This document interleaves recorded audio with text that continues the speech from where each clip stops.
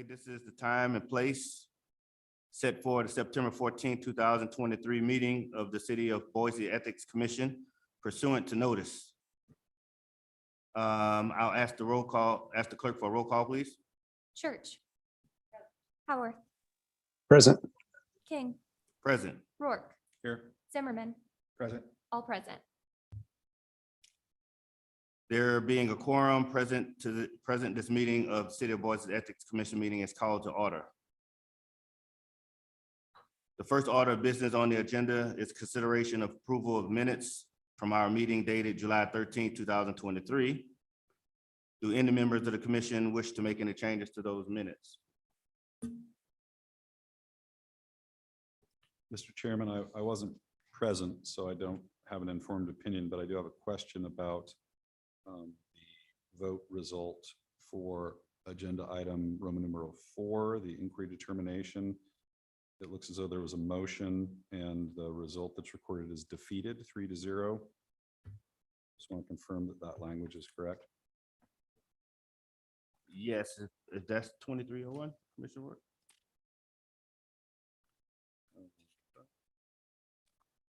Yes, the inquiry determination 2301.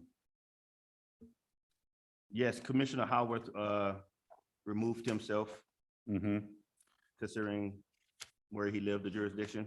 Understood the count. I understand. It's just, I just want to make sure that the result matches. It looks like the motion was to dismiss and the result says defeated. I'm not quite sure how to interpret that.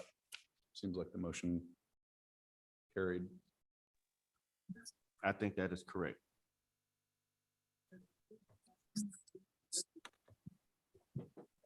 Mr. Chairman, that is correct. The motion did pass, and if that was not corrected, I think I asked for that to be corrected on the draft minutes, but it may have not gotten corrected on the draft in the final version. My apologies if that did not happen. Thank you.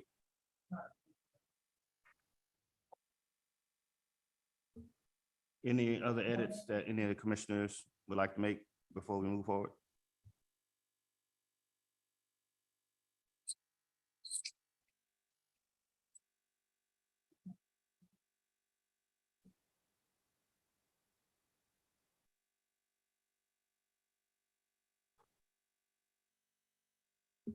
Okay, I'll entertain a motion to accept the meeting minutes as they are.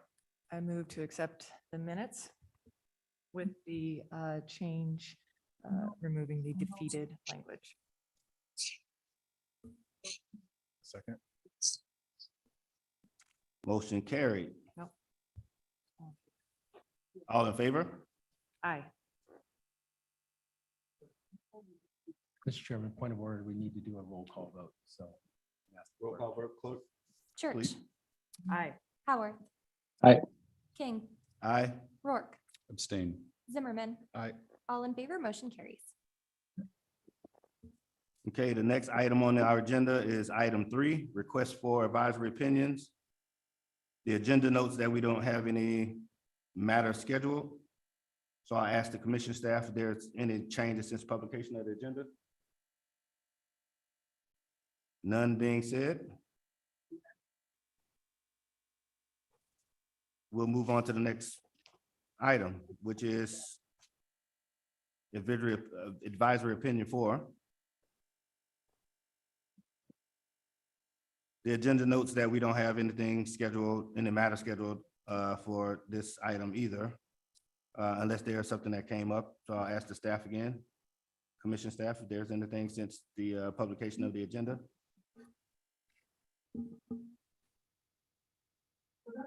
None being said.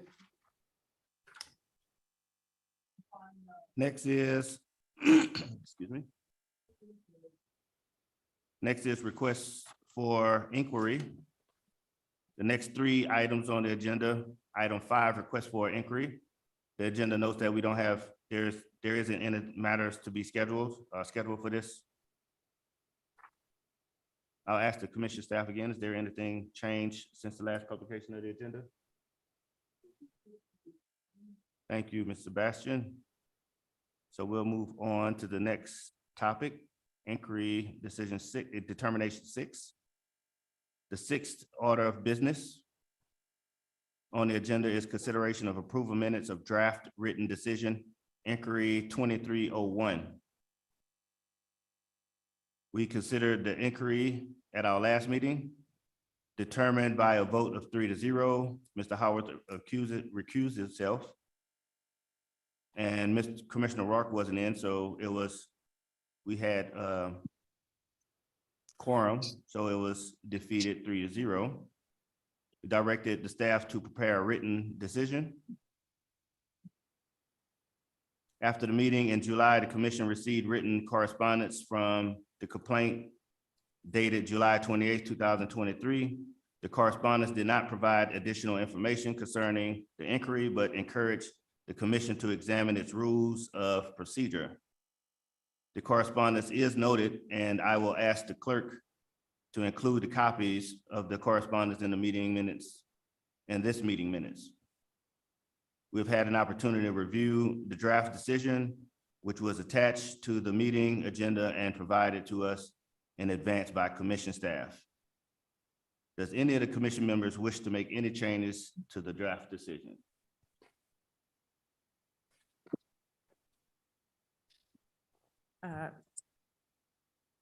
Mr. Chair, and to legal, I just had a question on the fourth page of the dismissal.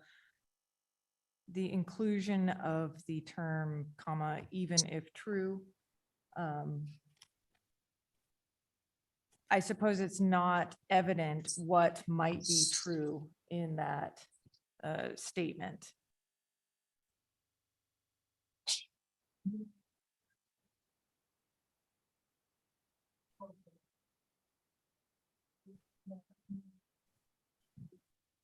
Mr. Early, do you have any? Mr. Chairman, Commissioner Church, if you could tell me again, it's in respect to question number 3. Yeah, question number 3, the draft inquiry restates what the complainant wrote about the public works and the possibility of having a conflict of interest.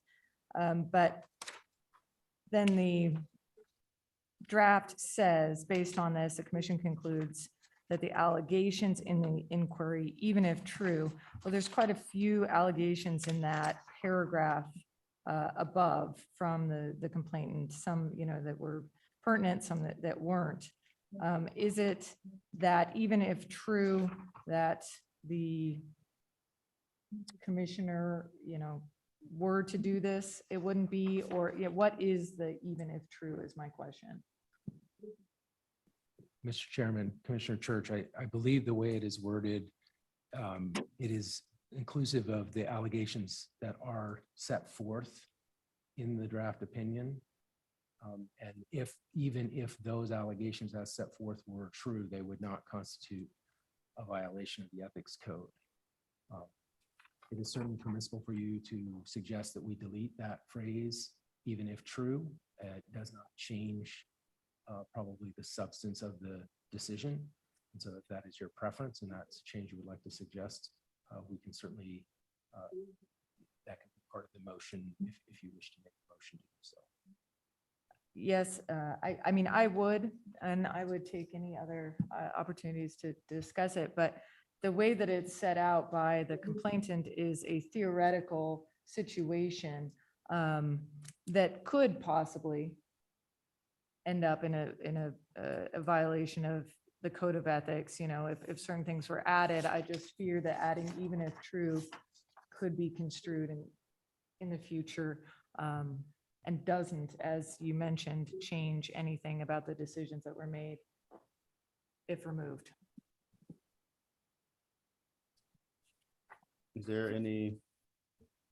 Yeah, from the other commissioners? Mr. Chairman, I wonder, I think I understand the thrust of your question suggestion, Commissioner Church, but is it not the case that this rehearses the language in the code in terms of our rules of procedure, that one of the bases for dismissing an inquiry is that the allegations, even if true, would not be a violation of the code of ethics? Or so I'm asking or wondering whether that language is included either in part or entirely because it's drawing on the language from our rules of procedure, which lay out the basis for, or the different bases for dismissing an inquiry. So I thank you for saying that. I guess my point is that if you add, even if true, that the, commissioner is adamantly opposed to the CID as a, private citizen, that's not sufficient to support. But without it, it could be even if true that the commissioner has a potential conflict of interest, which is what they are implying, the complainant. And so that was my point, that it's not specific, even if true, that this person is opposed, which is what I think the legal jargon is, it wouldn't matter. But it could be read, even if true, that the complainant has a conflict of interest, it wouldn't matter, which we clearly indicated at our last meeting, that there were certain ways that this could end up in a conflict of interest, though it is not currently. Yeah, point well taken. And if there isn't a compelling reason, at least from a procedural standpoint, to include the phrase, I don't have any issues redacting it. Or Does it make sense potentially to qualify it with we're declining to make a determination on the facts, because as stated, even if true, it wouldn't rise to the level of a conflict of interest? I feel like that's kind of the distinction that, reading through this, that's trying to be made. That we're not, this doesn't even get to the point where we need to dive into the facts and make a determination there, or to bring it forward for a factual hearing. I don't know, but again, I don't think that this single paragraph is going to be something where future commissioners, even if it's just us, find themselves irritated that it wasn't in, because it helps avoid something in the future, broadens the scope of what we're looking at. So Mr. Chairman, if I could offer, the paragraph immediately preceding that line in the draft opinion talks about the fact that the possibility of a conflict of interest arising under the hypothetical scenario. But because it then goes on to say, this inquiry has not identified any facts with respect to any specific matter. And so if you read them together, perhaps that helps to explain the next sentence, and the even if true piece. I would respect the Commissioner Rourke's view that the rules do use that language, the alleged violation, if true, would not constitute a violation of the Code of Ethics. So that is the basis for dismissal, would be inclusive of that language, if true. But if you would like us to revise that portion of the opinion to be more specific, to address the fact that that is a hypothetical that is posed, and that is not specific enough in the opinion already, then we certainly can revise the opinion to reflect that we are not opining that the hypothetical might not. But again, I would encourage you to take a look at that preceding paragraph and decide whether that is sufficient for your purposes.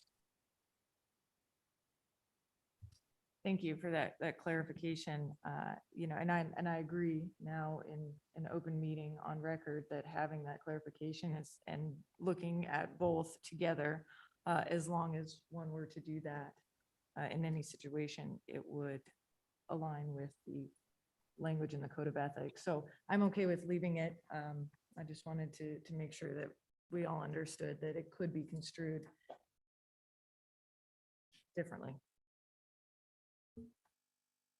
That satisfies Commissioner Church. I'll entertain a motion to have that edited and changed by the staff. We're gonna leave it? Okay. Mr. Chairman, I didn't participate in the review and the discussion. So my comments are really just about the form of the opinion that we have here. The first is simply, I think, typographic. If we look at page 2, question number 2 has a numeral 1 before it, which I think is that was probably supplied by Word in the numbering function. So I think that probably should go away. And the same happens on page 3 for question 3. It has a numeral 2 before it. So I think if we strike those, then the questions in the block quotes will stand on their own and match the request for inquiry. The second is, I think, still a question of form, but it does have some substance behind it, and that is that the subject of the inquiry is referred to as the commissioner and is not named in this inquiry. And I would like maybe to have a discussion about what past practice has been and whether there was discussion about this at the meeting. And I apologize that I wasn't able to participate and haven't reviewed the tape on that. It's okay. There was no discussion on that particularly, but what did the other commissioners think about that? Vice Chair, you have anything to say?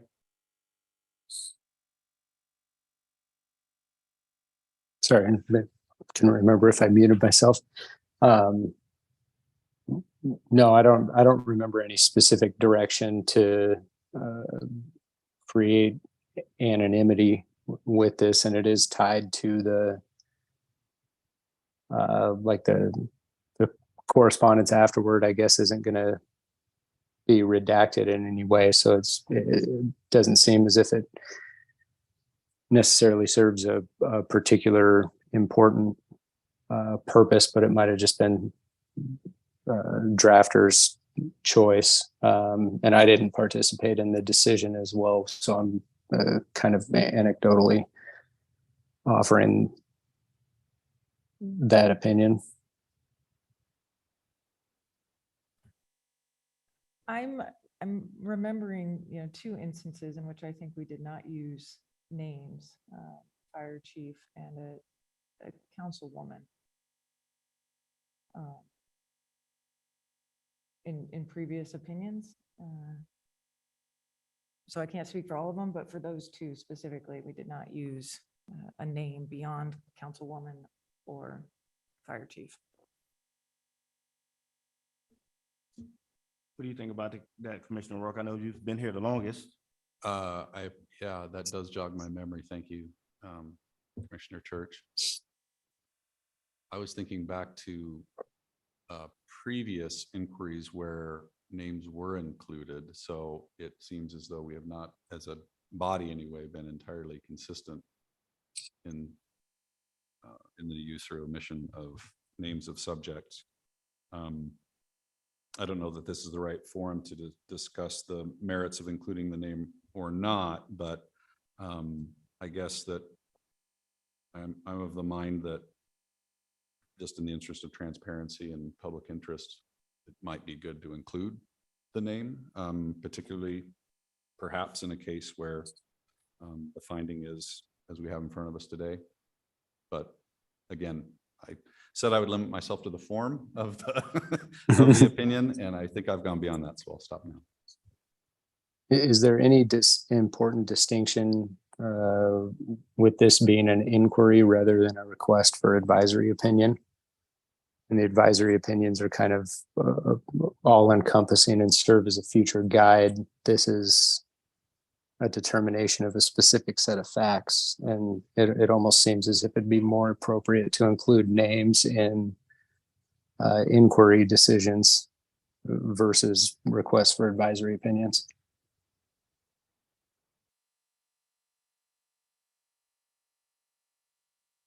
I would ask legal if there's any reason not to include names. I mean, are there,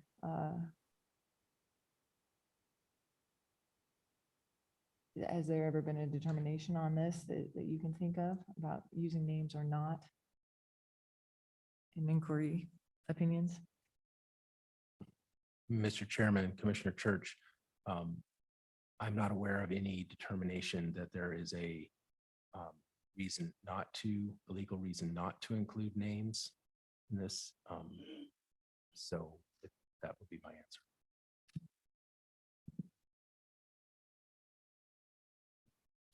Is there a reason that we should make a determination now, or is there something we can talk about next meeting? In that case, do you have anything, are you okay with moving this to next meeting, Commissioner Rourke? Yep, happy to table it. Okay, so if there's, I'll entertain a motion to accept minutes as it is, and we'll just table this discussion to next meeting. I'm sorry, I didn't mean to suggest that I was entering a motion to table the opinion on the inquiry, just the discussion of the inclusion of names. I don't know whether there was, did someone else suggest to table the vote on the inquiry?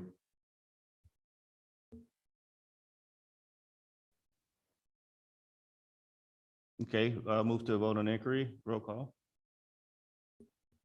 Church. Yes. Howard. I abstain, but do we need a motion as to whether we're approving it as is or with the changes noted in formatting and whatnot? I guess I'm a little confused where we're at.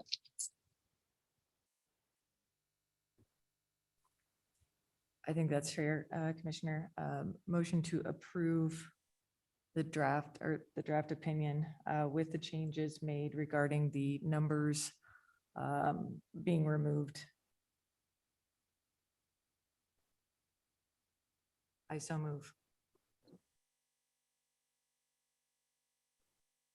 I second. Motion carries.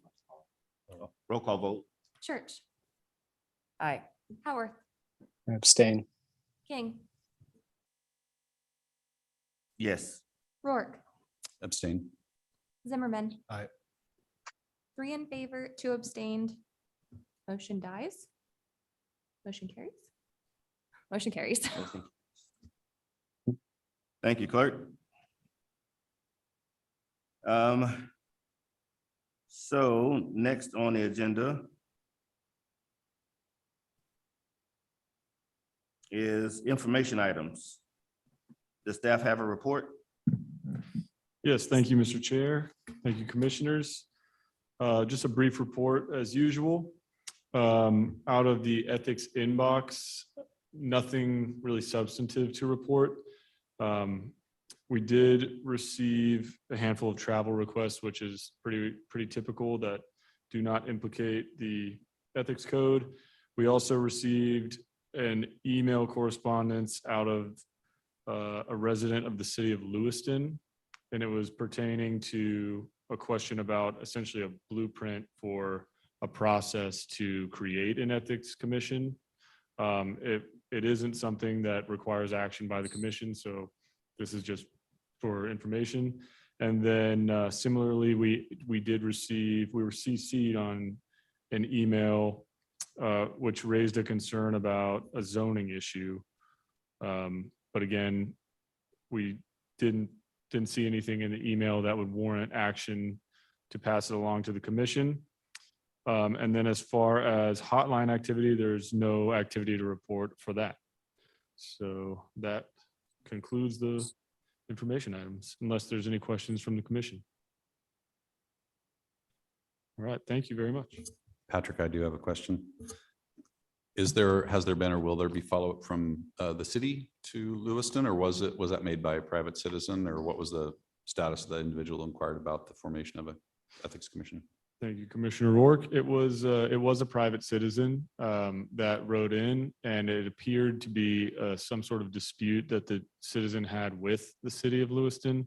And it seemed that the individual was wondering, kind of looking to our Ethics Commission as an example and wondering how it came about. And so essentially we responded to the individual just to say that this isn't an issue that our commission can really involve itself in, and encourage that individual to, ask questions of legal counsel and continue to seek answers, but just essentially we're not the right place to ask. And outside of that, I don't think there was really any other correspondence. Thanks, entirely reasonable. Thank you. I have a question for everyone in the room. Does Patrick's mustache look as fantastic as it does on camera? For the record, it does. I thought I mean, it didn't seem like something you could really fake, and there's no CGI going on in this system, but it's bravo. With that being said, we're in adjournment. So I ask the commissioners, is there any other further business to discuss before we adjourn?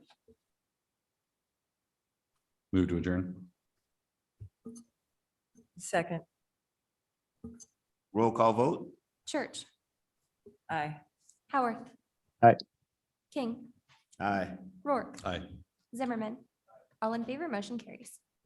This meeting is adjourned.